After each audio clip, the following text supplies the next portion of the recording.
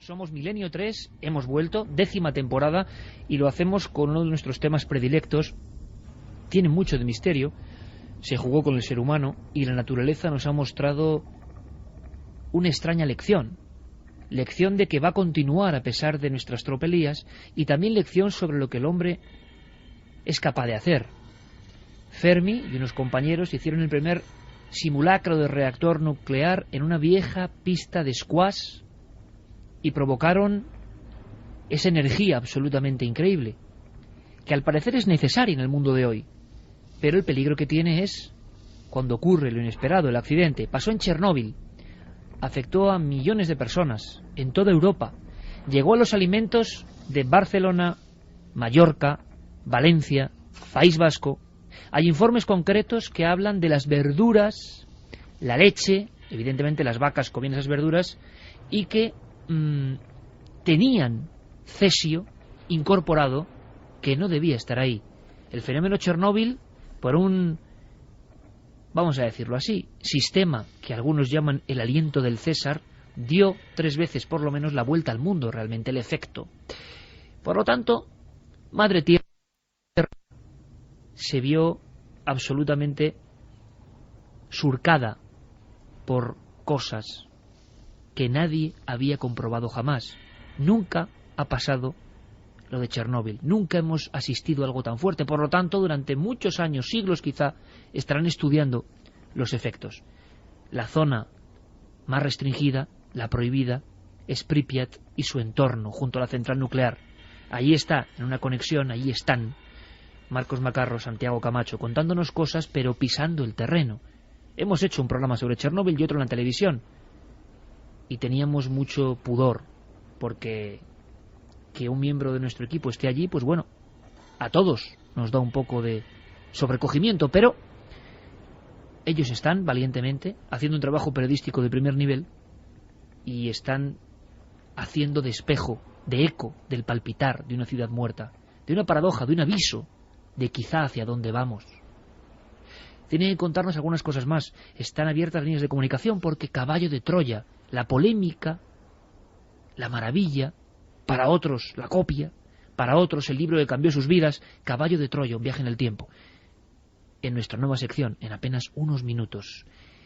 ¿Qué surge en la mente de nuestros amigos y amigas? ¿Qué preguntan? ¿Qué lanzan al aire? ¿Qué les gustaría saber? ¿Qué les gustaría ver allí en Chernóbil, en la ciudad del fin del mundo? Pues los mensajes nos preguntan sobre todo por cómo está la zona. También nos dicen que sería curioso obtener una psicofonía en Pripyat, pero que la radiación velaría, entre comillas, el sonido, al igual que hizo con las filmaciones o fotografías, o tal vez nos muestre otros sonidos. Lo preguntaba Miranda. También nos dicen: buenas madrugadas, familia. Chernóbil, una auténtica catástrofe humana y medioambiental. Esperemos que nunca jamás se vuelva a repetir tan trágico suceso. Nos lo comentaba Francisco. Chernóbil es una catástrofe que no se aclara porque no tenemos ni idea de las consecuencias de lo que un accidente nuclear de ese tamaño puede causar. Lo vergonzoso es que es una catástrofe escondida. Nos lo decía Javi desde Cádiz.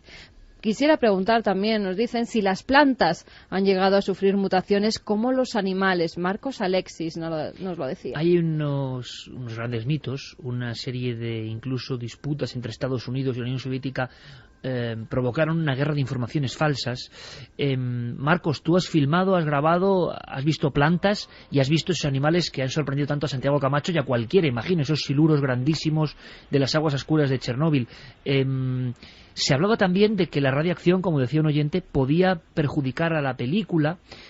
Yo no sé si has notado algo extraño, tú que llevas toda tu vida filmando, pero es verdad que las primeras fotografías y filmaciones del accidente de Chernóbil están surcadas de, a veces veladas, y a veces surcadas de una especie de fogonazos blancos que dicen que es la radiactividad, la radiación. ¿Tú has notado algo anómalo grabando allí, o parece que todo ha vuelto a su cauce y que los sistemas digitales modernos no registran nada extraño? Hombre, yo no he notado nada, entre otras cosas porque todavía no hemos visionado las cintas, ¿no? O por lo menos no hemos visionado la totalidad de las cintas, si es a lo que te refieres. Notar, además de eso, ¿te refieres? O sí, además. Pues, hombre, sí, pues siempre pues desde que entras, vamos, desde las 6 o 7 horas que estuvimos en la zona, pues constantemente estabas pues como en tensión, ¿no? Una sensación así como extraña, rara, de incomodidad, que no se me fue hasta que nos fuimos de la zona, ¿no? Hasta que pasamos por el arco y el policía pues no me dijo que podía salir porque no había dado positivo, ¿no? ¿Cómo eran esos peces gigantescos, Marcos? Los siluros. Sí. Más. Pues sí, unos peces así extraños como el pez gato, bastante grandes, y bueno, había también más peces, pero vamos, yo lo que es un siluro vi nada más que uno. Estaban ahí en ese lago y mucha gente nos pregunta por los niños de Chernóbil, o sea, ¿cómo está afectando eso a las personas hoy? Sabemos que hay una serie de movimientos que merecen todo nuestro abrazo, todo nuestro apoyo, porque hay gente que, aunque Chernóbil se haya olvidado y sigue siendo uno de esos secretos de Estado, hay gente en España, en el mundo entero, pero en España, que siguen luchando por los niños de Chernóbil. Y uno, lógicamente, puede decir, bueno, pero si Chernóbil fue hace mucho tiempo, ¿quiénes son los niños de Chernóbil? Siguen acogiéndolos, además, Claro. sí, que todos los veranos aquí unos meses para que por lo menos durante el verano puedan vivir de otra forma, ayudarles de alguna manera, porque son hijos de una tragedia, hijos y nietos de una tragedia, y algunos siguen sufriendo las consecuencias. Ahí está la gran pregunta. O sea, que después de generaciones la gente sufre. ¿Qué es lo que sufre? ¿Qué pasa en el cuerpo humano? Santi, ¿cómo podríamos resumir la historia de niños de Chernóbil hoy? ¿Cómo podríamos explicarlo? ¿Qué pasa hoy? ¿Todavía hay secuelas en niños? Se habló de mutaciones en su época y de cosas terroríficas. No sabemos dónde acaba la verdad y dónde está el problema hoy, si es que hay ese problema. Pues mira, yo creo que esa es la parte más dura de lo que ha sido este viaje, porque pasar horas dentro de la zona, visitar Pripyat, incluso llegar a sentir, puede que por su gestión, pero como más calor en la cara de lo habitual, y dices, bueno, será la radiación, no vaya usted a saber qué, eso entra dentro del capítulo de las aventuras, o de los riesgos asumidos, o de los riesgos controlados. Pero cuando de repente empiezas a convivir con la gente que no tiene más remedio, porque son muy, muy, muy pobres, que no tienen más remedio que para sobrevivir cultivar esa tierra y seguir comiendo esos tomates, esas lechugas, esas patatas, seguir tomando esa leche, seguir tomando esos huevos de esas gallinas que se alimentan en ese suelo, y entras en sus casas humildes como no te puedes hacer una idea, y entras y comes su comida. Yo he comido su comida y te puedo asegurar que da cierta prevención, porque el pueblo ucraniano es muy hospitalario y la gente, por pobre que sea, te da lo que tiene. Y hombre, pues son tomates que saben a tomate, porque no como los de los supermercados, porque están criados de forma natural.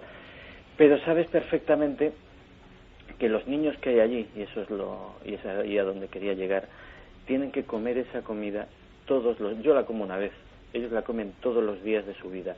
Eso hace que les bajen las defensas, que tengan los sistemas inmunológicos de la gente de por aquí, y especialmente los de los niños, son absolutamente frágiles, la gente enferma cada 2 por 3.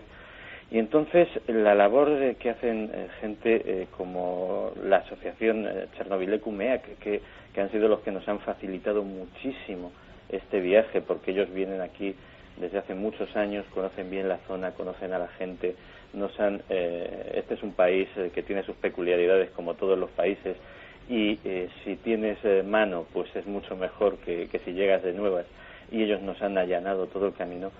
Pues son gente que se la juega en cuanto a sacar de aquí, hacen un trabajo durísimo de selección de los casos más necesitados, porque no pueden abarcar todos.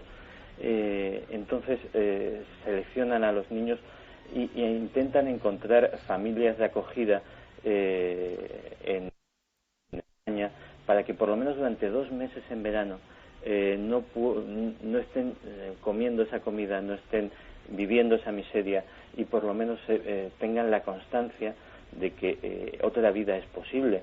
Fíjate hasta qué punto es diferente que nosotros volamos con ellos en un vuelo de regreso para devolver a un grupo enorme de más de 100 de estos niños, y los niños me contaban, e incluso se ven en lo que te dicen las madres, vienen más guapos, vienen más altos, vienen más saludables. O sea, la diferencia entre el antes y el después con solo 2 meses es absolutamente atroz. Entonces, de verdad, y permíteme un minuto para esto, yo a toda la gente que esté dispuesta a acoger en su casa a uno de estos niños que son la tragedia viva, porque la tragedia de Chernóbil no se ha acabado, que son la tragedia viva de este asunto, pues que se pasen por la página web de Chernobyl-Ecumea, que está en el País Vasco, pero hay en casi todas las comunidades, en Madrid, en Murcia, en Valencia, en Cataluña, que busquen a la asociación que más cerca les pille. En Internet hay muchísima información al respecto, y por lo menos se planteen la posibilidad de colaborar en la medida de sus posibilidades, porque aquí miles, y no exagero, miles de niños que lo necesitan, niños que son encantadores, que son guapísimos, que sobre todo que tendrían una vida por delante a poquito que les ayudemos. O sea, que el drama de Chernóbil, olvidado, continúa. Dejamos descansar a nuestros compañeros, es una hora más allí, si no me equivoco. Están rodando todo aquello, están viviendo todo aquello y nos traerán muchas más cosas de uno de los grandes secretos del siglo XX. Dicen que el derrumbe de la Unión Soviética, el derrumbe del comunismo, de ese bloque del telón de acero, empieza el día de abril de 1986, cuando el reactor 4, central nuclear de Chernóbil, revienta, se abre como una boca que parecía la boca del infierno y deja salir su plasma al cielo. La gente vio la estrella del Ajenjo. Santi, Marcos, buen trabajo, feliz cumpleaños, aunque hayan pasado ya unas horas, Santi, y sobre todo, feliz regreso. Un abrazo muy fuerte, compañeros. Un abrazo, se os echa de menos. Cuidaros, un besazo. Venga, hasta pronto, Iker.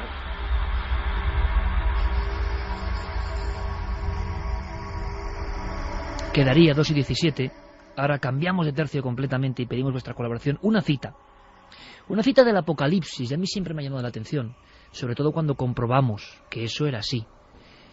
Cuando se narra en las Sagradas Escrituras el fin del mundo, hay un pasaje muy especial, ¿verdad?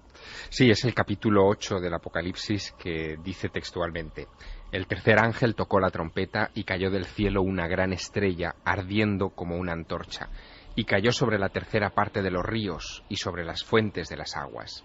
Y el nombre de la estrella es Ajenjo, y la tercera parte de las aguas se convirtió en ajenjo, y muchos hombres murieron a causa de esas aguas, porque se hicieron amargas. Podemos terminar, podemos acudir al diccionario y comprobar que Chernóbil significa no otra cosa, sino ajenjo.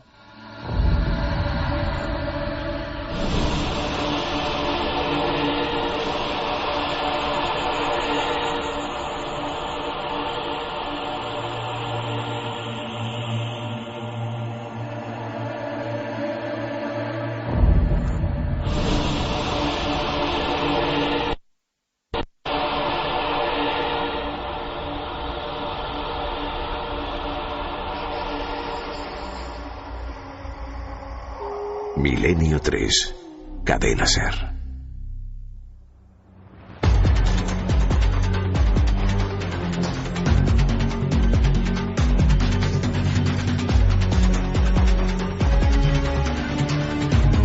Dos y 19 minutos. Líneas abiertas porque ahora hay que participar. La idea surgió de una forma especial. ¿Os imagináis una radio, antigua, moderna, da igual, atemporal, que pueda viajar en el tiempo? Una radio que pueda llevarnos por épocas diversas, por personajes extraordinarios, por polémicas increíbles. Una radio que para nosotros es un sueño, Javier, Carmen, que puedas, casi con la galena, ¿no?, empezar a sintonizar y escuchar cosas que nos pusieron los pelos de punta. Viajar en el tiempo, ¿eh? ¿Cómo sería volver a estar en ese momento cuando estabas escuchando la radio, a lo mejor en tu cama o en el coche, y oías algo que te emocionaba? Pero claro, eso se queda en las ondas. Aquellas noches con la manta hasta la nariz, cuando todavía no había podcast, además, y no se podía volver a recurrir, a no ser que lo grabaras en esas cintas que al final se te acababan estropeando, porque de tanto ponerlas muchas veces las cintas ya no servían para nada. Aquellas BAS, aquellas TDK, aquellas Barta, Pues lo que hemos hecho ha sido abrir esos cajones llenos de cintas de cassette antiguas, volcarlas a los nuevos soportes digitales y volverlas a escuchar. Hemos encontrado auténticas sorpresas porque de repente penetrar en esos archivos, muchos de ellos sin tocar durante años, y volver a pulsar el play y volver a escuchar aquello ha sido realmente rejuvenecer para muchos, y yo estoy seguro que también para muchos oyentes de Milenio 3 va a ser descubrir la historia del misterio desde sus orígenes. Esto es un homenaje, y no vamos a ser tibios, yo lo decía en una nota de prensa, porque habrá cosas muy polémicas, y vamos, empezamos con el gran tabú, Caballo de Troya, ficción, realidad. Ante todo, con nuestro respeto absoluto por JJ Benítez, quiero dejarlo claro, que luego no piensen, nosotros no vamos tampoco a opinar libremente, sino a mostrar los datos. Pero hubo una polémica brutal, con un libro que también vendió de forma brutal. Ha habido peleas impresionantes a lo largo de la historia del misterio. Ese rumor, Javier, de que antes los mundillos, los investigadores de temas misteriosos se llevaban bien. Bueno, en fin, las polémicas siempre han estado ahí. Pero también ha habido personajes que surgieron, irrumpieron, mostraron su enigma y se marcharon. Ha habido programas que murieron demasiado pronto. Ha habido programas locales, emisiones locales de radio, con exclusivas increíbles. Pues esta sección, El Túnel del Tiempo, es, ante todo, un homenaje a 40 años de misterio y radio en España. Y antes de presentar al coordinador de toda esta sección, con el que vamos a disfrutar mucho este año, me gustaría hacer eso, Javier, Carmen, todos los amigos que estáis ahí. ¿Os imagináis como en la película Frequency? Yo me imaginaba, ¿no? La vieja radio, y que el dial vaya pasando. El dial siempre tiene algo de fantasmagórico, ¿no? Esas voces que surgen lejanas, que se entremezclan. Y muchos amigos, podríamos hacer hasta la apuesta, van a saber seguro a qué pertenece cada mosaico de voces que aparecen en esta cabecera del túnel del tiempo. Pero os aseguro que esa es la idea, vagar por la magia de las ondas y encontrar sorpresas maravillosas. 2:22, mira, Capicúa, Javier, comienza el túnel del tiempo. Alternativa 3 era un episodio más, un capítulo de una serie de mucho prestigio en Inglaterra que se llamaba Informe Científico. Medianoche. En que ya las pantallas de televisión están reflejando un punto luminoso. Las psicofonías paranormales en cinta magnetofónica. Los archivos aproximadamente 3.000 casos de encuentros con los humanoides. Esta noche, mágica, La Cruz del Diablo, de Gustavo Adolfo Becker. Que el metal se está fundiendo y dice que pronto se convertirá en algo así como plástico. Concretamente esta cuchara que tengo en la mano es nueva totalmente. El túnel del tiempo.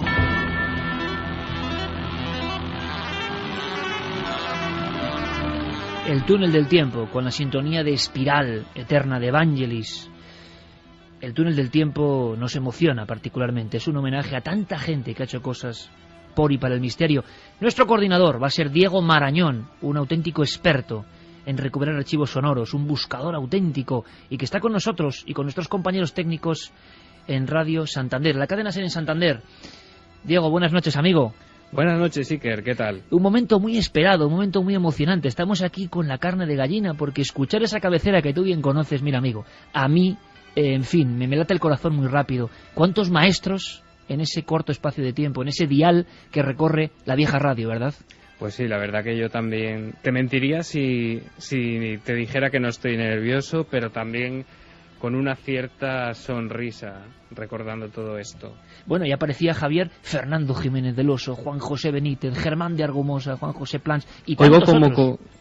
¿Un poco de eco? Sí, claro, en el túnel del tiempo puede pasar eso, que repentinamente el sonido se bifurca. Vamos a empezar con una cosa que nos ha siempre perseguido, Javier, la historia de Caballo de Troya. La historia de Caballo de Troya, porque es el libro, quizá, novela de misterio de los más vendidos de la historia. Tú estás también ahí, desde luego, ocupando esos niveles del ranking. Pero Caballo de Troya iba más allá, en el sentido de que nadie sabía si lo que se contaba era una ficción, era una realidad. JJ Benítez, el autor, y podíamos exponer así de inicio algunos datos biográficos de este libro antes de que Diego nos cuente, por ejemplo, quizá la repercusión que tuvo.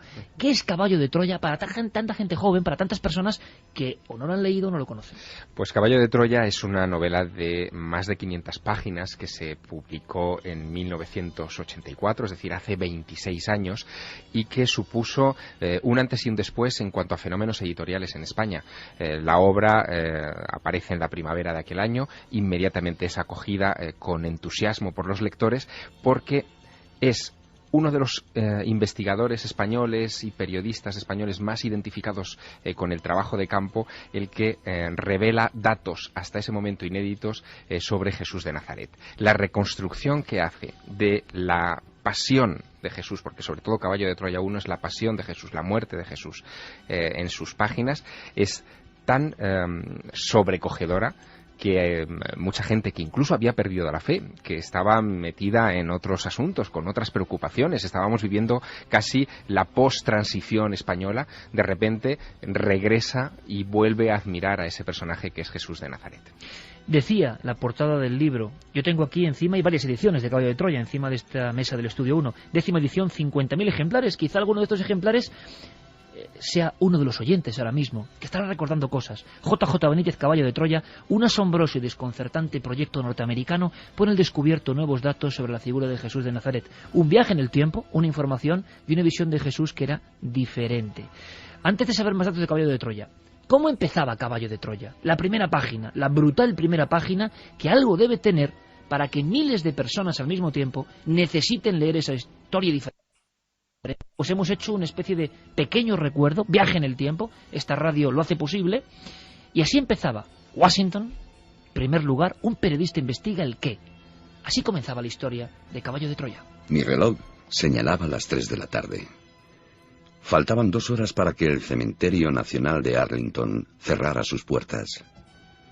Yo había consumido la casi totalidad de aquel lunes 12 de octubre, frente a las 3 tumbas de los soldados desconocidos y a la minúscula y perpetua llama anaranjada que da vida al rústico enlosado gris bajo el que reposan los restos del presidente John Fitzgerald Kennedy.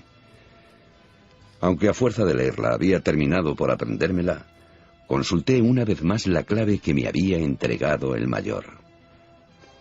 Por enésima vez, escruté el macizo sarcófago de mármol blanco que se levanta en la cara del anfiteatro conmemorativo y que constituye el monumento inicial y más destacado de la tumba al soldado desconocido.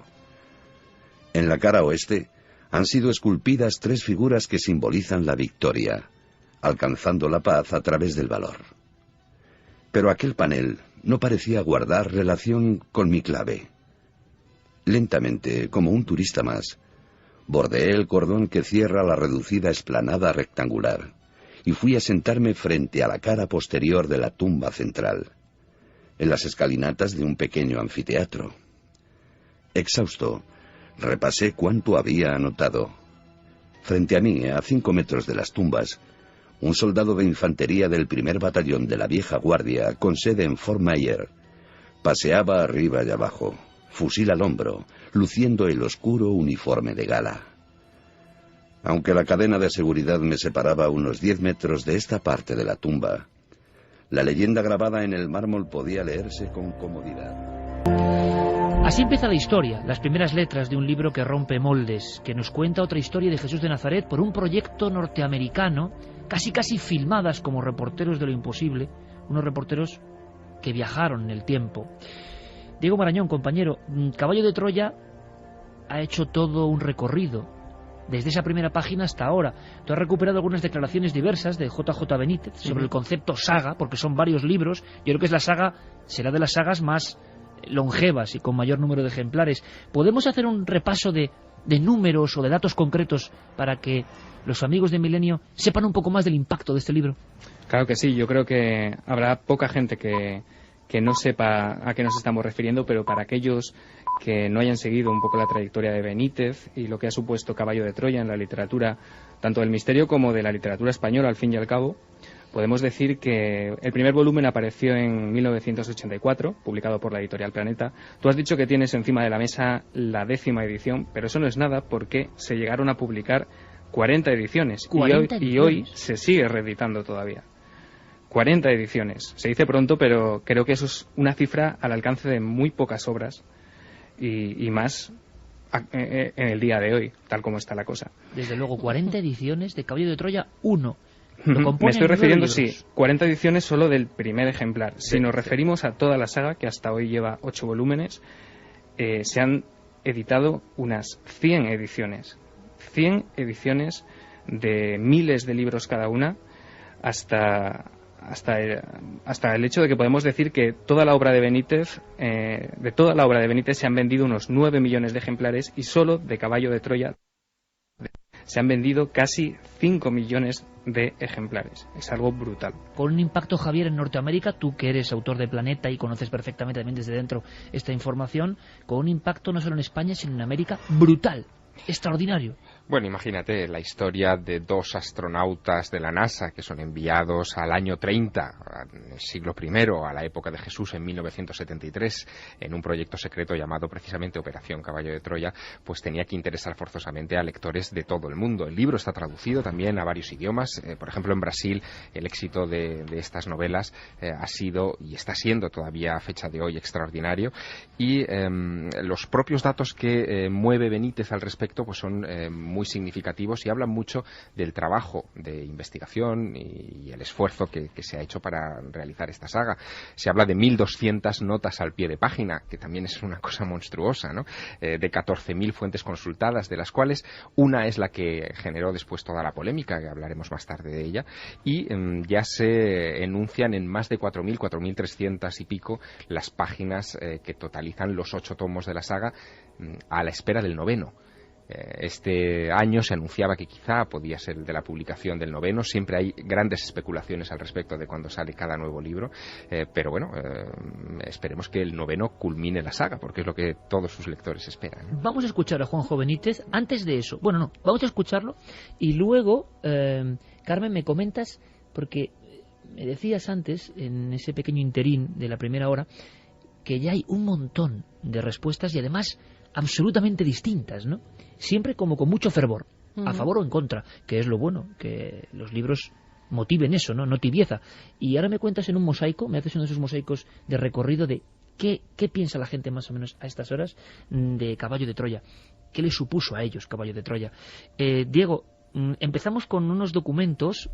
Hay un par de JJ Benítez, diferentes entrevistas, sí, donde habla del concepto saga, ¿no? Y de que parece que esa saga acaba precisamente en el volumen 9. Exacto. Benítez, como sabéis, no es muy dado a conceder entrevistas, pero bueno, cada vez que sale un nuevo volumen de la saga, supongo que la editorial le obliga de alguna manera a prodigarse por platós y por radios. Lo que vamos a oír son algunas declaraciones que hizo durante la presentación del 8º volumen de la saga, en el que hablaba, como dices, del concepto de la saga en sí, de Caballo de Troya, y de, bueno, el futuro, de cómo piensa acabarlo. Lo escuchamos. Yo he trabajado con estos libros de manera que no han salido año tras año. Si yo hubiera pretendido, si mis intereses fueran únicamente económicos, yo hubiera sacado los 9 volúmenes probablemente seguidos. Y no ha sido así. Hay periodos de 4, de 5 y de 6 años en los que no aparecen los caballos. Porque entiendo que lo más importante no es eso. No es el marketing, ni las ventas, ni... Eso es importante, pero no es lo más importante. Lo más importante es que pueda llegar a generaciones enteras, como evidentemente está ocurriendo. Bueno, yo también me estoy haciendo mayor. Yo creo que la gente que ha captado el mensaje que está dentro de los caballos ya lo ha captado, ya ha tenido suficiente tiempo para asimilarlo, y ahora sí es el momento ya de soltar toda la información pues muy seguida. Entonces, digamos que yo he sido un administrador de esa información. Yo creo que en donde me encuentro en estos momentos, el Caballo 9 va a terminar. Y va a terminar de una manera muy sorpresiva. Juanjo Benítez cumplirá 64 Es decir, que él lleva, prácticamente la mitad de su vida con esto, porque en el año 84 publica, como decíamos, el primer tomo de la saga, pero en realidad esta aventura, para él, comienza antes. Se había hecho famoso, con razón, además, merecidamente, gracias a sus investigaciones sobre ovnis, en un momento en el que el tema estaba de la máxima actualidad en todo el planeta. Y en 1979 él hace dos cosas sorprendentes que son dignas de subrayar. Una, deja su trabajo profesional como periodista en la Gaceta del Norte, donde tiene un puesto destacado, para dedicarse en cuerpo y alma a la investigación del fenómeno. Hay que jugársela, porque luego la gente le ha atacado mucho, pero hay que jugársela en ese momento. Exactamente, y eso ocurre en 1979, el mismo año en el que publica quizá uno de sus libros clave, menos conocido pero clave, que se llama El enviado. En El enviado él sintetiza toda la investigación que en esos momentos la NASA acaba de realizar sobre la sábana santa de Turín, entra en contacto como periodista con el misterio de la sábana santa y del hombre de la síndone, que parece muy alejado en principio de sus preocupaciones por los ovnis, y de alguna manera hace algo en ese libro que sus lectores recordamos muy bien, al final de ese libro del enviado, que es una entrevista ficción en la que Juanjo, como reportero, pregunta a Jesús de Nazaret sobre su trayectoria. Es el primer paso. En 1984 dará ya el salto mortal, entregándose a caballo de Troya y probablemente recibiendo un respaldo de los lectores que ni él mismo podía sospechar.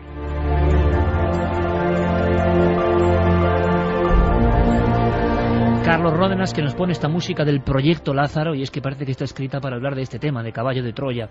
¿Eres capaz, antes de que Carmen me cuente más cosas, de en un titular prácticamente decirme, para que todos lo entendamos, bueno, ¿y qué Jesús pintaba caballo de Troya? Es decir, ¿qué grandes diferencias había respecto a lo oficial? Pues un Jesús sobre todo humano, capaz de mirar a los ojos a ese mayor de los Estados Unidos que se ha infiltrado en el año 30 como si fuera uno de sus discípulos, uno de sus seguidores, uno de sus fans, digamos, y reconocerlo como alguien que ha venido del futuro. Es una novela en la que, él mismo lo ha dicho, Juanjo lo ha dicho muchas veces, hay claves que no están escritas para ser leídas hoy, sino para ser leídas dentro de unos años, cuando nuestra mente quizá esté más abierta a este tipo de cuestiones. Y lo que nació como una ficción, incluso hay un epílogo en las primeras ediciones de Caballo de Troya muy poco conocido, que después se retiró del Caballo de Troya 1, donde se habla de que la historia del mayor es ficción, pero la historia de Jesús, toda la información que se vierte sobre él es real, viene de una fuente real, pues hace que sus lectores, claro, en fin, se sobrecojan cuando descubren ese Jesús capaz de mirarte a los ojos y de saber quién eres.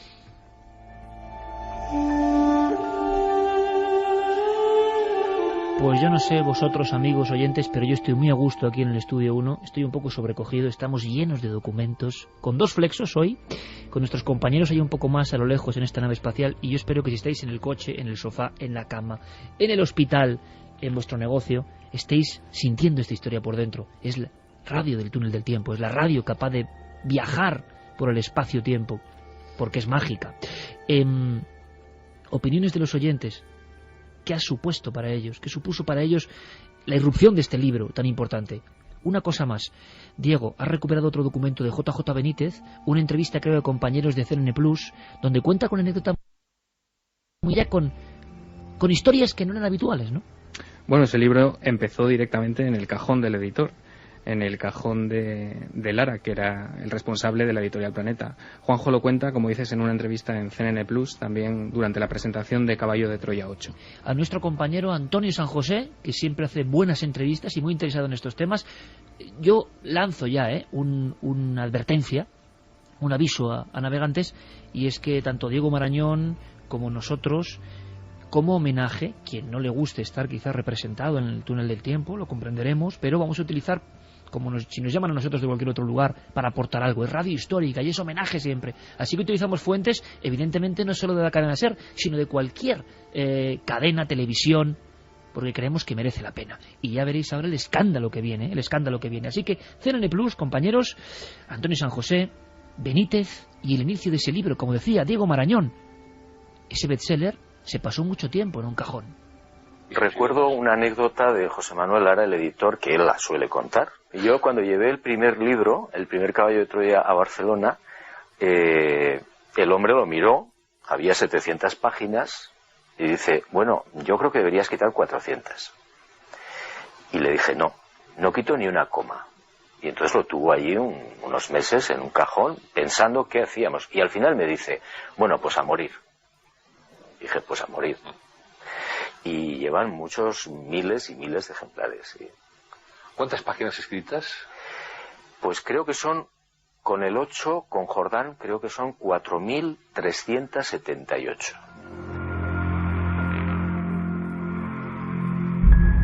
Sin duda una obra monumental, pero Juanjo Benítez recibió palos de todos los colores. Seguramente, si el éxito no hubiese sido tan espectacular, pues hubiese pasado sin pena ni gloria, como suele suceder, pero hubo una polémica que creo que pocas veces ha ocurrido en el mundo del misterio en España. Y vamos a meternos, con todo el respeto, en esa polémica, porque el túnel del tiempo tiene esa obligación. Cuando nuestro compañero Diego Marañón preparaba esta sección, había muchos temas y vamos a disfrutar con crónicas y con historias de misterio increíbles en estas semanas.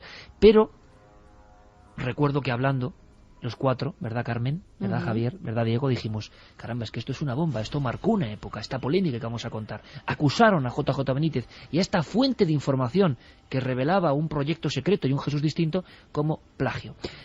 Pero, ¿cómo sintió la gente? ¿Cómo siente la gente hoy, en el 2010, tanto tiempo después, un cuarto de siglo después, el tema Caballo de Troya?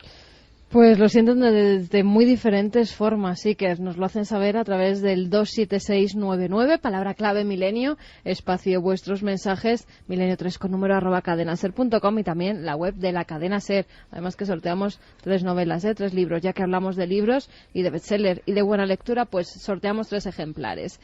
Hay de todo, Iker. De Tony desde Arenys de Mar nos dice, yo sí que lo he leído y me impactó. Ahora estoy leyendo la segunda parte. Yo era escéptico total y Caballo de Troya cambió mi pensamiento totalmente, sea real o no. Esa historia te da la esperanza que se necesita en esta vida. Te habla de un Dios al que nadie daría de lado, nos dice Fran. Fuerte, fuerte, fuerte. Desde que lo leí pienso que la Tierra es un caballo de Troya en la galaxia. Estamos dentro de ella de incógnito en el universo. Hola Iker, a mí el caballo de Troya no me cambió la vida, pero sí que me dio mucho que pensar. Me gusta que habléis del tema, nos dice Maná. Buenas noches y un placer volver a escucharos en directo. Tengo ya mis años, siempre me han interesado estos temas y he sido lectora y seguidora de Benítez, Jiménez del Oso y ahora de vosotros. Caballo de Troya me atrapó los 2 primeros libros. Creo que es ficción, pero me gustaría que fuese realidad. Pero en los posteriores libros fui perdiendo nada de lo que seguía o creo que seguíamos demandando, y desde mi humilde opinión creo que se alargó innecesariamente. Insisto, que es mi humilde opinión, nos decía Merche. Bienvenidos, he leído Caballo de Troya, me pareció maravilloso y me ayudó a admirar a Jesús de Nazaret. Si no es verdad, sí que parece más real que el cuento, y ahí se corta, me imagino que diría de la Biblia. Buenas madrugadas desde Badajoz y bienvenidos milenarios. ¿Para cuándo Caballo de Troya 9? Solo se sabe que fue puesto ante notario hace tiempo. ¿Es eso cierto? Nos decía Esteban. Hay todo tipo de paradojas con este libro, ¿no? Cosas que hace Juanjo de dejar los manuscritos. Bueno, en 2006, según informa la página web del propio Juanjo, depositó ante notario el final de Caballo de Troya, o al menos la idea final con la que quiere terminar esta relación, ¿no? Pero yo creo que queda todavía rodaje, y si Juanjo, que como decíamos en 48 horas cumple 64 años, felicidades por cierto, pues tiene salud y ganas de seguir escribiendo, yo creo que le quedan muchas cosas que contar. Por ejemplo, sus conversaciones con el mayor. Se supone... Juanjo Benítez mantiene que el mayor existe, que es un personaje real, sí, que le da esa información. Es paradójico, pese a que en ese epílogo de las primeras ediciones dice que la historia del mayor es ficción, después se desdice, quizá para... Bueno, hay varias opciones, para cubrir a ese personaje que tal vez pudo haber existido, o quizá para hacernos dudar todavía más de esta historia, porque él siempre ha presumido, ha llevado a gala, que sus obras están escritas para sugerir y para hacer dudar, pero él dice que sí, que ha mantenido esas conversaciones y que en algún momento quizá pues las dará a conocer, ¿no? Esta noche, Javier Sierra, y seguramente vosotros, amigos oyentes, nos vais a dar más claves. Se habla de una fuente real, un nombre, Urantia, y una serie de documentos que Algunos aseguran que es esa especie de magma primigenio de donde bebe Benítez. Nosotros no lo decimos, lo dicen algunos, y vamos a ver a qué punto llegó de ebullición la polémica. Porque lo que nos trae ahora Diego Marañón de verdad es explosivo. Yo lo he dicho siempre, nosotros, en este caso Javier y yo sobre todo, somos muy mitómanos. Para algunos seguramente excesivamente mitómanos. Pero estos son documentos como bombas de relojería. Pasa algo. Años 80. Han salido ya, si no me equivoco, Diego, 3 caballos de Troya. Un éxito atronador. El gran bestseller español. El príncipe Felipe recomienda Caballo de Troya en una entrevista, y luego llamaremos a nuestro amigo, está en la recepción, Jaime Peñafiel, lo vamos a llamar para que nos cuente qué pasó con el príncipe Felipe y Caballo de Troya. La reina en los aviones lleva Caballo de Troya. La reina, que es una gran seguidora de estos temas. Sí. El impacto es brutal, pero pasa algo. Diego, algo que es tremendo, y tienes documentos. Sí, ocurre que tras una serie de artículos en Interview donde se va adelantando lo que va a llegar, los artículos de Interview los escribieron 2 periodistas, Jesús Biorlegui y Joaquín Francés principalmente. Llegamos al año 1988 y la editorial Obelisco nos sorprende hasta cierto punto con la publicación de un libro de 128 páginas, muy polémico, con poquísima venta, por cierto, llamado El secreto de Urantia, ni caballos ni troyanos. Y tú recuperas una de las poquísimas entrevistas a una autoridad como era Antonio Rivera, uno de los padres de la ufología, de la investigación en España, entrevistado en el programa de Antonio José Alés, Ahí es nada, conexión con Radio Miramar, si no me equivoco, de Radio España. Exacto. Y están los autores, ¿no? Sí, la entrevista se emite en el programa Medianoche, en su etapa, como dices, de la cadena ibérica, pero hay que decir que no es Antonio José Alés quien hace la entrevista. En este caso conectan con Radio Miramar, donde están 2 colaboradores del programa, Aníbal López Tello y Antonia Prada, que tienen en el estudio a Jesús Biorlegui y Antonio Rivera. Y ellos no se cortan un pelo. No. Dicen que el bestseller mundial es un auténtico plagio. Vamos a escucharlo, Diego. Pues mira, este libro se nos ocurrió, yo no sé si se te ocurrió a ti primero o a mí, no sé, yo creo que fue una coincidencia de ocurrencias. Entonces simplemente yo estaba indignado porque me enteré, no voy a decir ahora cómo, de que muchas páginas de los libros citados de Benítez eran calco literal del libro de Urantia, americano. Entonces, claro, lo primero que hice fue procurarme un libro de Urantia. Para eso fui a Vinaroz, donde vive el representante oficioso de la Fundación Urantia en España. Me procuré una edición inglesa del Mamotreto, porque es un verdadero mamotreto, es un libro enorme, voluminoso. En fin, es una verdadera cantera para un plagiario. De ahí se pueden sacar esos 40 libros de que siempre alardea al señor Benítez. Pues claro, están ahí, están todos ahí, o sea que no es muy difícil sacarlos. Simplemente es cuestión de paciencia y de trabajo de negros. Trabajo de negros, declaraciones públicas. Antonio Rivera, que desde luego no es un cualquiera, uno de los padres de la ufología, autor de libros de ovnis, una persona respetadísima, y de repente hace este libro que tiene Carmen ahora mismo en las manos, Ni caballos ni troyanos, el secreto de Urantia. Ahí están las páginas. Léeme ¿cómo empieza ese libro, Carmen? Porque es interesante también ese libro a la contra, bueno, que no es mira, la primera vez que pasa en España. Te iba a decir antes una cosa, porque lo que hemos oído que dice Antonio Rivera, que tuvo que acceder al libro, se desdice con lo que luego publica en este mismo libro. En el capítulo Historia de una investigación, dice que fue Trini, su mujer, quien levantó la liebre. Trini era la mujer de Antonio Rivera, y un día después de leer parte de la rebelión de Lucifer, le dijo: oye, Antonio, esto que estoy leyendo me suena, busca ese libro de Urantia. Si no lo hubiera tenido el libro de Urantia, no podía haber dicho que lo buscara, ¿no? Si no lo hubiera leído antes. Y por otra parte dice que es que además su mujer no leía inglés, sino que Antonio Rivera se lo leía en alto mientras se lo traducía. Con lo cual hay una contradicción del propio Antonio Rivera, ¿no?, en el que no saca a relucir muy bien o miente tanto en la entrevista como en el libro. La gran pregunta es: ¿qué es eso del libro de Urantia? ¿Qué fuente es esa? Claro. Dice que no les mueve la envidia, en la primera frase de ese libro, a la contra. Dice: lo que ha motivado a los autores de este libro para escribirlo no ha sido la envidia, ni el afán de lucro, ni el resentimiento, ni cualquier otra baja pasión. Simplemente, y aunque a algunos les parezca raro, un quijotesco afán de verdad y justicia, el deseo de salir en defensa de la ética profesional y la dignidad del escritor. Vamos a escuchar otro documento antes de que Javier nos cuente cosas. Bueno, ¿qué es eso de Urantia? ¿Es verdad que estaba detrás del gran bestseller o no es verdad?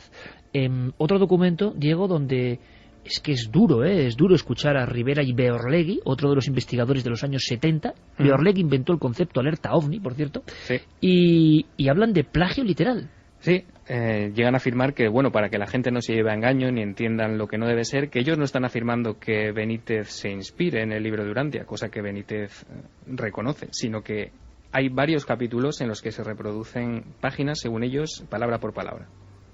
Escuchamos. Desde luego es así, y el plagio es absolutamente literal, hasta el punto que el plagiario no se ha molestado en cambiar ni siquiera los nombres que aparecen en el libro de Urantia, como Orbontón, Nevadón, Ubersa, etcétera. Bueno, exacto. Yo creo que Antonio Rivera lo que dice es muy importante y fundamental, porque alguien a estas alturas, algún oyente, podría pensar que plagio es copiar la idea, extraer la idea, apropiar. No es extraer la idea. Ha cogido la página, como la ha traducido, la ha llevado a la imprenta. No ha cambiado ni nombres, ni cifras, ni datos, ni situaciones, ni comas, ni puntos, absolutamente nada. Sí, nosotros damos unos cuantos ejemplos, y digo unos cuantos porque son muchísimos más, es decir, constituirían un libro quizá más grueso que el que hemos publicado nosotros.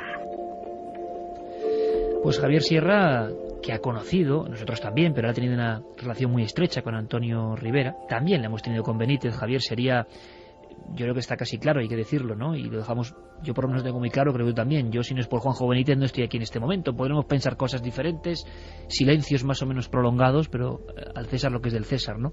Él no se enamoró de toda esta historia y quizá por eso estamos aquí, entre otras muchas cosas. Pero es muy duro escuchar a investigadores enfrentándose de una forma tan directa.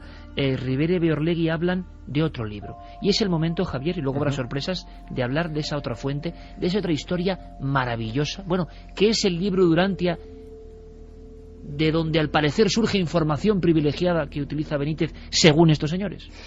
Bueno, el libro de Urantia es un mamotreto de 2097 páginas que está ya traducido al español desde 1993, es decir, que cuando se publican los caballos, los primeros caballos de Troya, no estaba el libro disponible ni accesible a ningún lector español.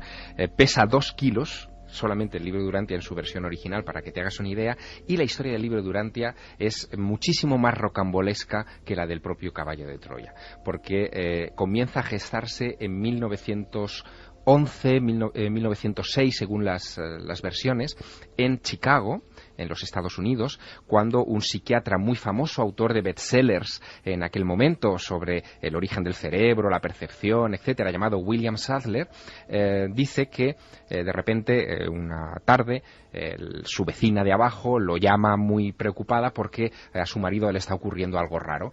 Ese marido se ha quedado dormido, pero es un sueño muy extraño. Hay grandes y prolongados momentos en los que se queda sin respirar, que de repente dice cosas inconexas. Él acude, incluso le pincha con unas agujas hipodérmicas para sacarlo de lo que parece un trance, no se despierta y comienza a dialogar con él en ese estado. Eso se convierte en una costumbre, porque ese vecino tiene un vecino del que no conocemos el nombre, por cierto.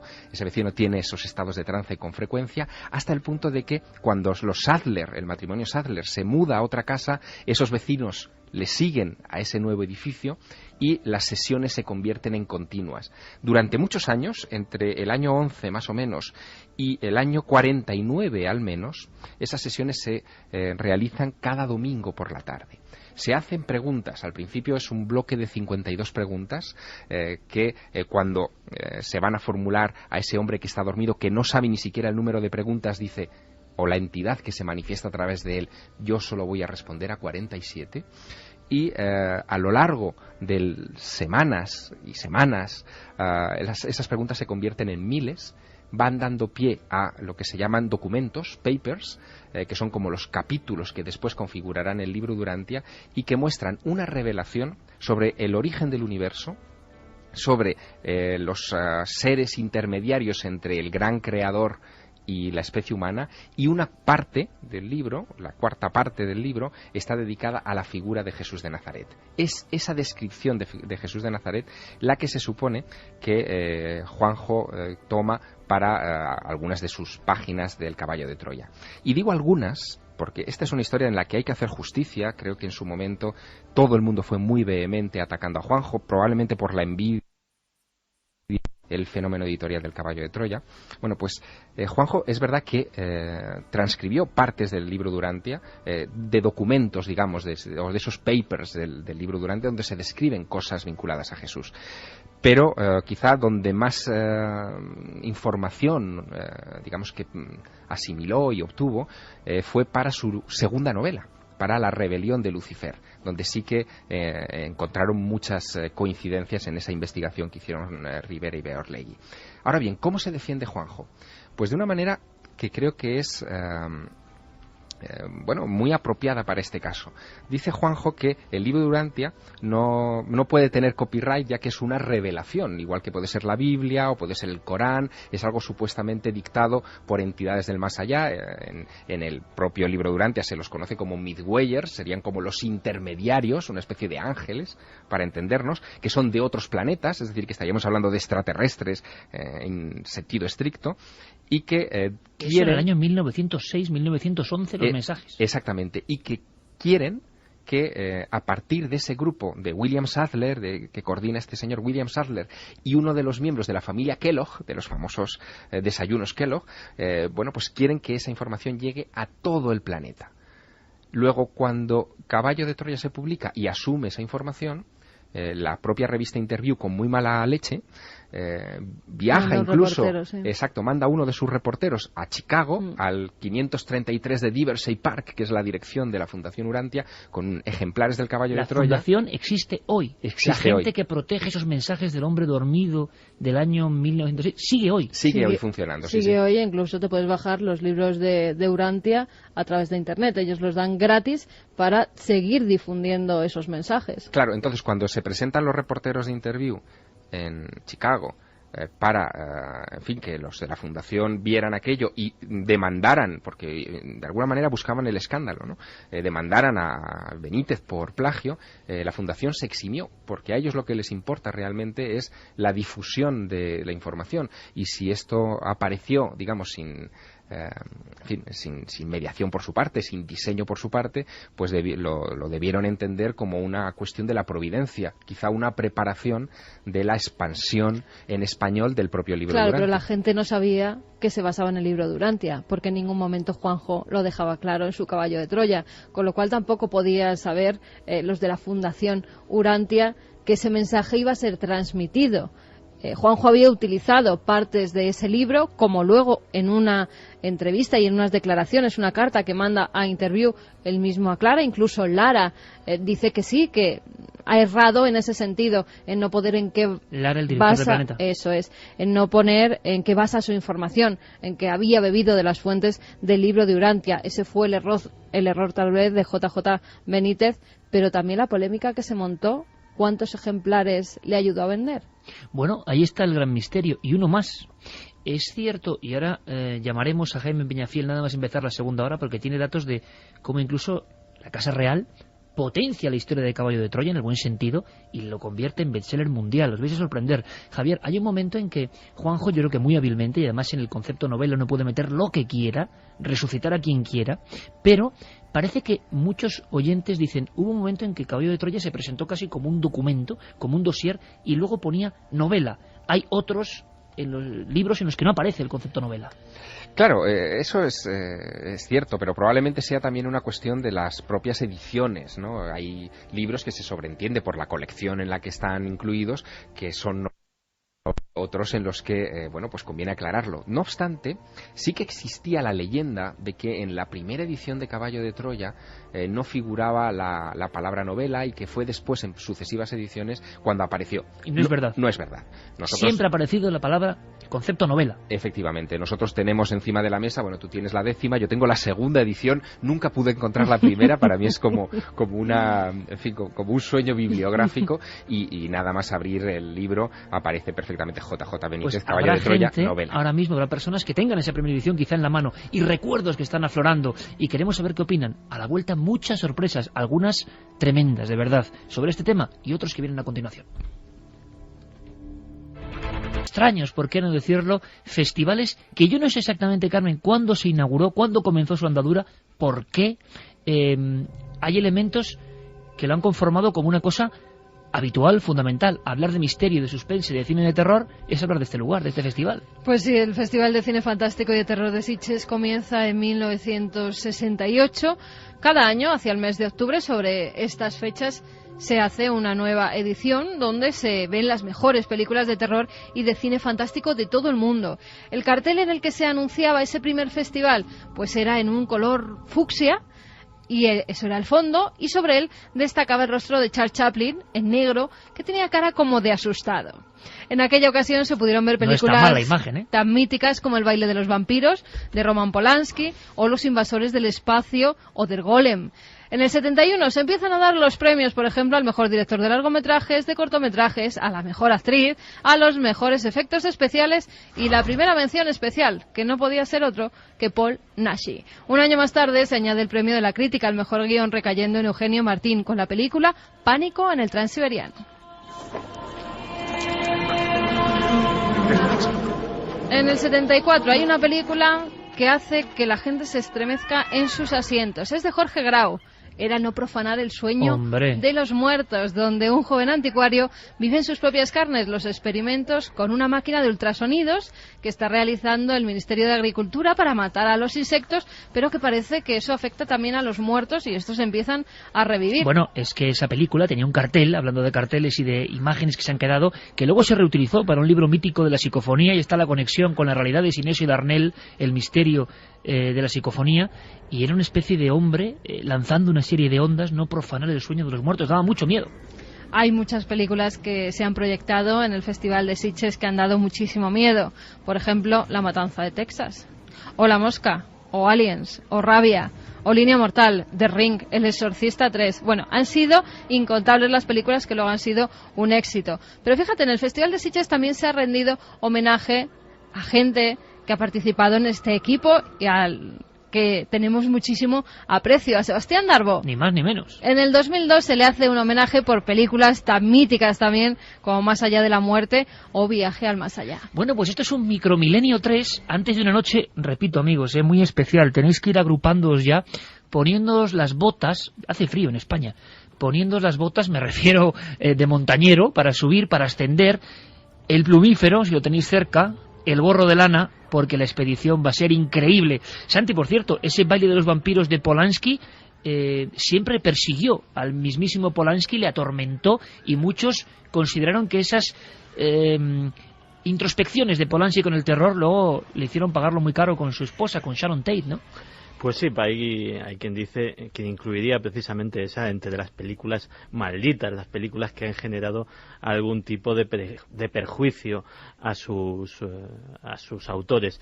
Pero la verdad es que yo creo que nada más lejos. El baile de los vampiros es probablemente una de las películas de humor negro más conseguidas de la historia. Un humor un poco retorcido y difícil de coger, pero desde luego muy recomendable. Lo que sí es cierto es que ese sellito del Festival de Sitges, cuando aparece en el estreno de una película ese King Kong dándose de manotazos con los aviones, para los que somos aficionados al género ya se ha convertido en un marchamo de prestigio que por lo menos nos da curiosidad por ver la película. Pues final de los 60, inicio de un festival. Ahora el director es nuestro querido amigo Ángel Sala, que creo que nos escucha. Ángel, buenas noches. Buenas noches, Iker. Ángel, imagino que hasta arriba de trabajo, pero creo que merecía la pena este pequeño programa centrado solo en tu festival, que has logrado reactivar con una fuerza increíble y que, como siempre, trae novedades que tocan de lleno el misterio auténtico, ¿no? Pues sí, ha sido hoy es un día tremendamente misterioso en Sitges. Hay miles de zombies caminando por las calles. Hemos celebrado la Zombie Walk, una celebración donde la gente se disfraza de muerto viviente y dentro de poquito comienza lo que llamamos el Zombie Maratón, unas 8 horas seguidas de películas, cortometrajes, performance en torno al mundo de los zombies. Viejo homenaje a George A. Romero, ¿no?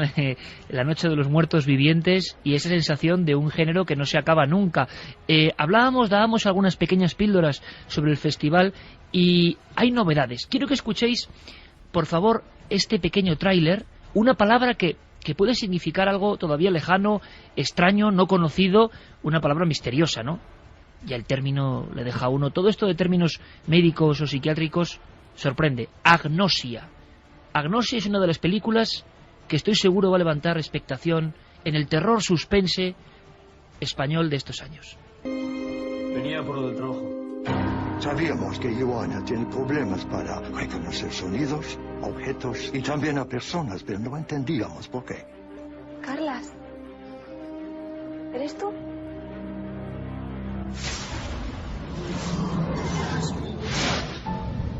Joana debería pasar 3 días y 3 noches completamente aislada de estímulos. Una crisálida. Debe curarla, ¿entiende? Ahora más que nunca, usted tiene que hacerlo.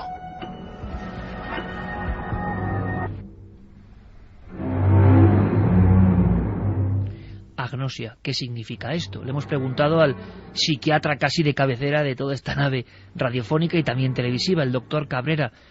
¿Qué es la agnosia? Hay que saber algo antes de conocer un poco los entresijos de esta nueva película. Bueno, la agnosia es un síndrome, más que una enfermedad concreta, muy grave y muy complicada desde el punto de vista neurológico, que consiste básicamente en que la persona, teniendo bien sus ojos, teniendo bien sus oídos, o teniendo bien su tacto, no reconoce lo que ve, no reconoce lo que oye, ni reconoce lo que toca. Así tenemos agnosias visuales, agnosias auditivas. Es algo así como que se rompe el cable que va entre el ojo y el lóbulo occipital, que es donde tenemos pues la memoria de las caras de las personas, de los paisajes. Eso es lo que es la agnosia, como médicamente hablando. Una persona que padece agnosia es una persona que ha perdido el contacto con su vida de siempre, y eso genera una angustia, una desazón y un sentimiento de que no sabes qué haces en el mundo tan intensos que naturalmente requieren un tratamiento psiquiátrico y neurológico. Y sobre todo, al ser la vida que te rodea nueva completamente, la situación es esperpéntica, porque el individuo con 34 años de edad o con 52 no reconoce la cara de su hermano o de su novia, o incluso hay quien se olvida de leer. Es decir, casos de ingenieros que se han olvidado de leer. No es que se hayan olvidado, porque tienen la memoria de lo que es la lectura, pero se ha roto la conexión, y eso es lo grave de este síndrome.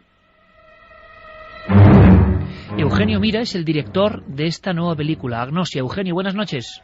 Buenas noches, Iker. ¿Qué tal? ¿Cómo estás? Pues encantado de hablar contigo. Todos te escuchamos ahora mismo. ¿Por qué un tema de este tipo, tan inquietante, ¿no?, para la aventura que hoy supone sacar adelante una película? ¿Qué te hizo encender la llama de la inspiración? ¿Por qué la agnosia?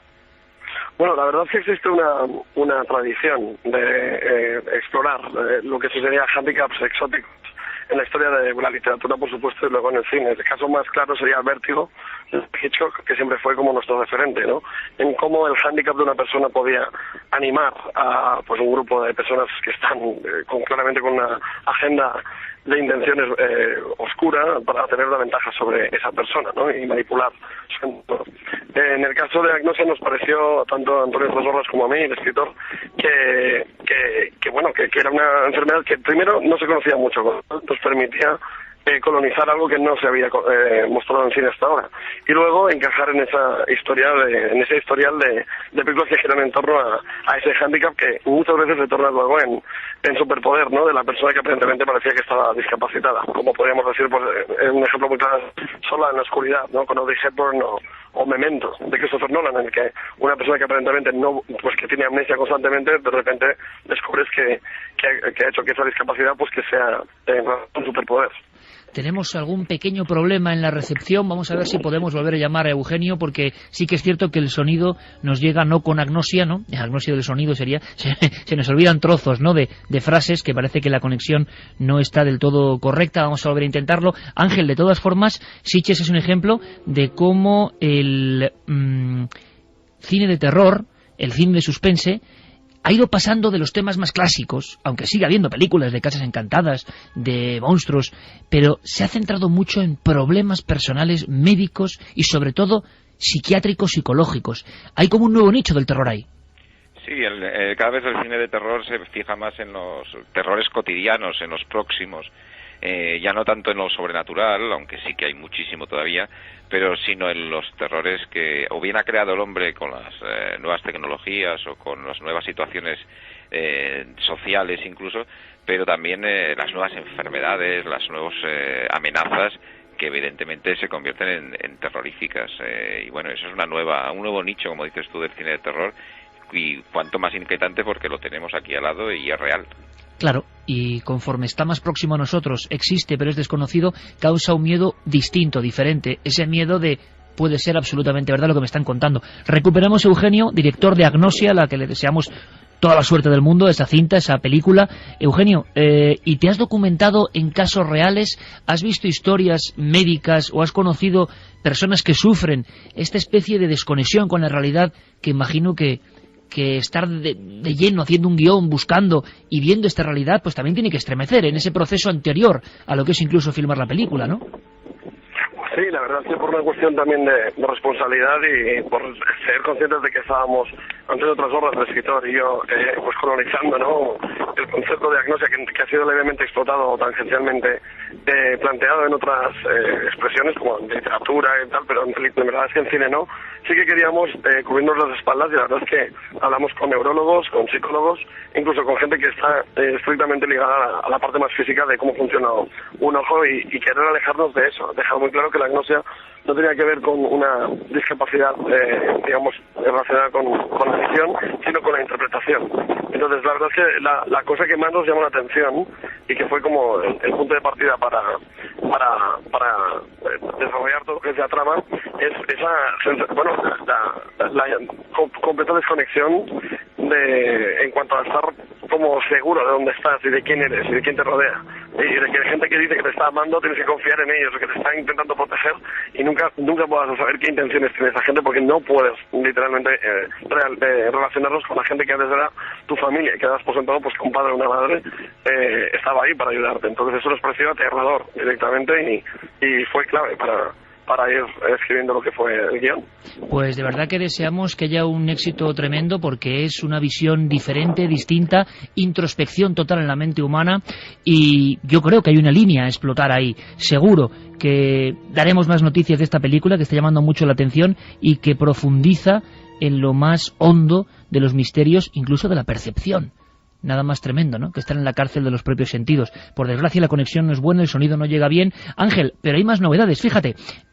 Otro pequeño tráiler, otra pequeña muestra de películas que tienen que ver con eso, con los sentidos, o la pérdida de sentidos. Es curioso, ¿no?, que en el terror siempre coinciden varias películas, varias filmaciones, tocando los mismos palos. Según los forenses, no hay duda de que Sara se quitó la vida anoche. Lo siento, Julia. Según me han informado, sufría de una enfermedad degenerativa. Una pérdida progresiva de la visión, como mujer.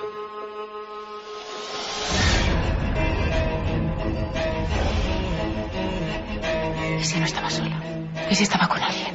Julia, sabes que no te conviene angustiarte. Estamos escuchando un fragmento de Los ojos de Julia. La falta de visión, elementos de ese tipo, Ángel, en otra película que dará que hablar también por quien la protagoniza, ¿no? Bueno, sí, es una película protagonizada por la gran star del cine español y últimamente del cine español de género, Belén Rueda, que ya sorprendió en El orfanato. ¿Es verdad? Y que vuelve aquí con una película de suspense, intriga, que con derivaciones al terror en torno a la oscuridad y la oscuridad producida por la progresiva degradación de la vista. No es ceguera, digamos, de esta clásica, sino que es una ceguera progresiva. Que produce también una distorsión mental una enfermedad que produce una distorsión mental porque se sabe que va a perder la vista y eso produce una histeria, una tremenda descompensación mental y bueno, eso es lo terrorífico de la película. Es realmente una película muy sorprendente, más original de lo que parece, a pesar de que haya películas sobre el tema de los ciegos que todos conocemos, Solo en la oscuridad, Terror ciego con Mia Farrow. Los ojos de Julia, de Guillermo Morales, aborda el tema desde una originalidad que va a sorprender a los espectadores y que yo prefiero pues no descubrir, ¿no? Porque es una película con muchísimos twists, ¿no? Como decís ahora, muchísimas sorpresas en su desarrollo. Vamos a hacer una cosa, Carmen, que las personas que nos escuchan, por supuesto, recuerden alguna de las películas. Es una pregunta que le quiero hacer a Santi Camacho. ¿Cuál es la última película que te ha puesto la carne de gallina de misterio convencional? Porque quiero que Ángel nos adelante algo de una...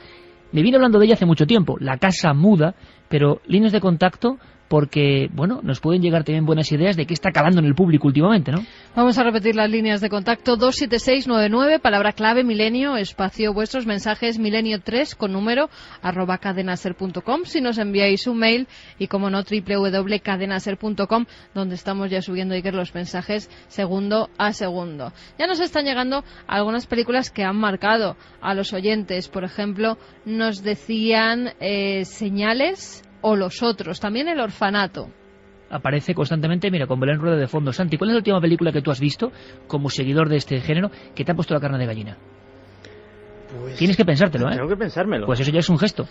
Tengo que pensármelo porque la verdad es que pues posiblemente La huérfana, que era una de esas cosas que se me había escapado, pues a veces pues el trabajo, este tipo de cosas, pues hace que se te escapen grandes cosas que descubres a través del Festival de Sitges. Y hace poco pues tuve la ocasión de pillarla, y la verdad es que fue una tremenda sorpresa. También una de otra de las recientes ediciones del Festival de Sitges, Déjame entrar, que ahora van a hacer un remake en Estados Unidos, y mucho me asusta el resultado. Que esa, fíjate que no me puso los pelos de punta, pero me conmovió.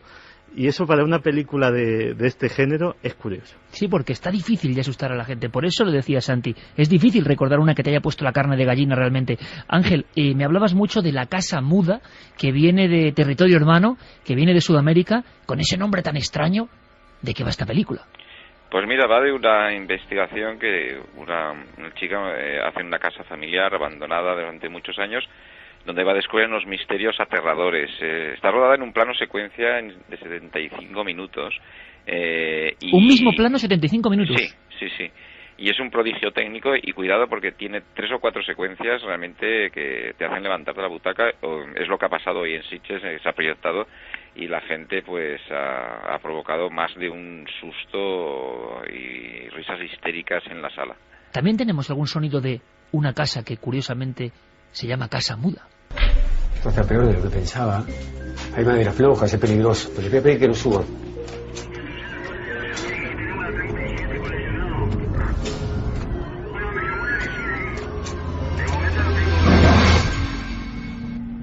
Papá, despertate.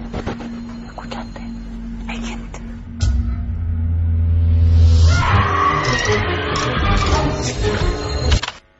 Papá, despertate, hay gente, escuchaste. En fin, elementos absolutamente clásicos. Hablabas de reacciones en el Festival de Sitges, Ángel. Bueno, ¿cuántos años llevas de director?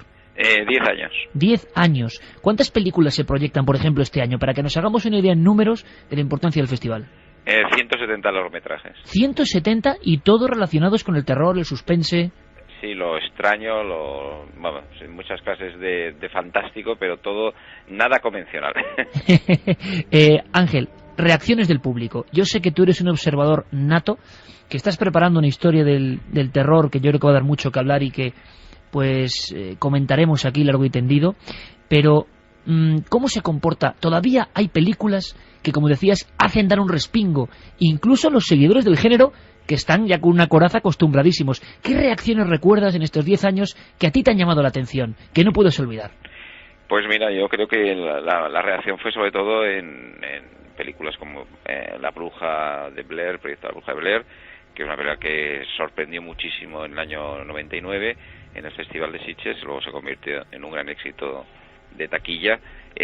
Películas como francesas como Al interior o Martyrs, que desgraciadamente no se han proyectado luego en cines comerciales, que causaron estupor incluso a ciertos espectadores por lo fuerte de sus temáticas. O sea, que hay películas que luego no llegan a comercializarse, a salir, digamos, al circuito convencional para nada, y son éxito dentro del festival. Exacto, son increíbles éxitos, y bueno, este año, por ejemplo, hay muchas películas que se van a proyectar que todavía no tienen distribuidor, bueno, porque todos sabemos que hay una situación un poco complicada en la distribución española, y bueno, son películas que prácticamente la única oportunidad es verlas en festivales. Una que tú me comentabas que me produjo de verdad pesadillas, la copia que teníamos para hablar del tema en Cuarto Milenio, era La Puerta Negra, ¿te acuerdas? Sí, perfectamente, The Black Door, una película que también se vio en Sitges y que llegó tímidamente directa a vídeo en España, pero que es una película que curiosamente ha sido muy mal distribuida en todo el mundo y, como tú dices, es una película extraordinaria sobre el tema del satanismo. Y, Ángel, la sensación de que los formatos están cambiando, que el gran cine de terror a veces no tiene grandes presupuestos, que está viendo inteligentes guiones y formas de casi con 4 duros hacer buenas películas y que son, ejemplo, Paranormal Activity y demás, las que están llegando a producir eso en un público ya acostumbrado a casi todo, ¿no? Sí, está cambiando, estamos bien. Yo creo que es una vuelta. El cine de terror siempre ha sido en sus buenos tiempos de bajo presupuesto y se está volviendo a ello. Ahí tienes una película que acaba de terminar en el auditorio del Gran Sitges, que es El último exorcismo, una película que con solo 1 millón de presupuesto ha recaudado más de 40 en Estados Unidos. El último exorcismo. Verla, ¿Pero qué tenías en la pantalla? Me estaba señalando, justo eso. Pues justo la película El último exorcismo tenía la noticia que hablaba que estaba además basada en un hecho real, en un exorcismo que se llevó a cabo en Luisiana, donde convivían diferentes religiones. Pero cuéntanos un poco de esa película, Ángel, que sabes que yo tengo muchísimas ganas de poder verla. Pues bueno, es una película en formato de falso documental o de cuasi documental, en el cual vemos las peripecias de un falso predicador que provoca, digamos, exorcismos y cobra por ellos a gente pues poco ilustrada, pero que un día se encuentra con un verdadero caso de endemoniada. Evidentemente, ante su falta de fe, no sabe cómo luchar contra el tema y se encuentra en un callejón sin salida. Aterrador, es decir, porque se tiene que enfrentar a un verdadero caso de posesión sin tener prácticamente ninguna agarradera en la fe ni en las formas de hacer un exorcismo. ¿Y la reacción del público de esa película cuál ha sido? Pues mira, acaba de salir el público y realmente entre la que está cayendo ahora en Sitges, que estoy viendo unos rayos espectaculares, y te digo una cosa, la gente salía muerta de miedo y además, curiosamente, han pasado 2 o 3 cuestiones un poco extrañas estos días en el festival. Y la gente empieza a pensar que si estamos poniendo demasiadas películas sobre diablos, exorcismos y posesiones. No me digas que hay una relación entre cosas, no sé si gafe o cosas que salen mal o que diablo, se estropean con estas temáticas. Ha habido 2 o 3 cosas extrañas. Gente que se ha caído por las escaleras. Bueno, la presentadora del festival ha abandonado por indisposición y ya hemos tenido que sustituirla. De verdad, cosas un poquito... y mucha gente ya está hablando, se está comentando que la culpa, los más crédulos en la materia, la pueden tener ciertas películas que estamos proyectando. Bueno, pues qué mejor colofón, ¿no? Qué mejor crónica. Ángel Sala, director del Festival de Cine de Sitges, está en plena ebullición, nos ha hecho el favor de atendernos para esta media hora hablando de un festival que tenemos que potenciar, que defender, que es nuestro y que prácticamente es único en el mundo. Mucha suerte entre truenos y relámpagos con la lluvia. ¡Tremendos! Y con la sombra del maligno te dejo por ahí, Ángel. Justo cuando ha acabado el exorcismo. Un abrazo muy fuerte, amigo. Gracias a vosotros. Hasta luego. En fin, estamos a un par de minutos de comenzar nuestra expedición, con más ganas que nunca. Este breve anexo se merecía, como decía Santi, un festival entrañable, ¿no? Un festival de todos. Y yo no sé si en apenas un minuto podemos saber qué dice el público, qué cosas les ha llamado la atención. Nos dicen, por ejemplo, sin duda un clásico, Al final de la escalera. Después nos dicen Abre los ojos. La he visto 3 veces y no consigo enterarme de qué trata. Clásica, Los crímenes del Museo de Cera. No da miedo, pero merece la pena verla. Yo también no me entero de Abre los ojos, pero me gusta. Show de Badajoz, Anticristo, de Lars von Trier, me ha marcado, aunque no tanto por aterradora. Para eso La Puerta Negra, me la descubristeis y desde entonces la cito como mi favorita siempre. Carlos desde Sanse, su película Frequency, con Dennis Quaid. También nos decía Pepe, hola amigos, ya que habláis de cine, estaría bien que tuvierais un pequeño recuerdo para Roy Ward Baker, fallecido estos días y gran director británico de terror y fantástico. Maid nos dice, quería felicitaros por el programa, soy fiel seguidor y una de las películas que más me gustaron fue El amanecer de los muertos, es bastante buena. Bueno, pues dice Carlos Largo que Buri también le gusta mucho.